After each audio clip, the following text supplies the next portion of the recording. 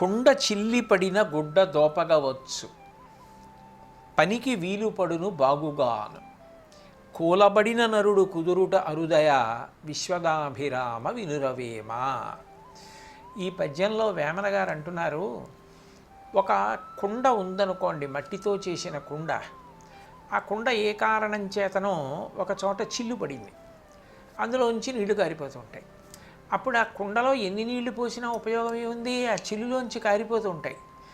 మన దగ్గర అప్పటికప్పుడు వేరే కుండ లేదనుకోండి, ఏం బెంగలేదు, ఓ బట్ట చింపి ముక్క తీసుకొని దాన్ని తిరిపెట్టి, తిరి అంటే తడి చేసి బాగా దగ్గరగా చుడితే సన్నగా అవుతుంది.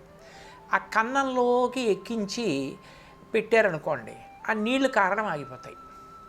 కుండ చిల్లు పడిన గుడ్డ దోపగవచ్చు. కుండకి కన్నం పెడితే దాంట్లో బట్ట పెట్టి నీళ్లు కారిపోకుండా చూసుకోవచ్చు.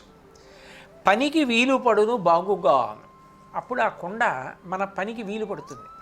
అదేమీ ఇంకా పనికిరాదు అన్న మాట ఉండదు. కానీ కూలబడిన నరుడు కుదురుట అరుదయ, మానసికంగా బాగా నిరాశకి గురైపోయినటువంటి వ్యక్తి ఉంటాడే, ఇంకా అసలు మనసులో ఉత్సాహం పొందడం అన్న మాటే మరిచిపోయి నిరాశతో ఉన్నటువంటి వ్యక్తి కుదురుకోవడం అంటే మళ్ళీ సరైన మార్గంలోకి రావడం చాలా కష్టం.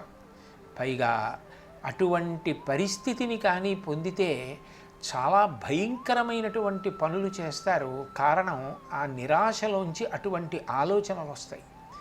కాబట్టి మనిషి ఎప్పుడూ కూడా నిరాశకి గురి కాకూడదు అన్నది తాత్పర్యం.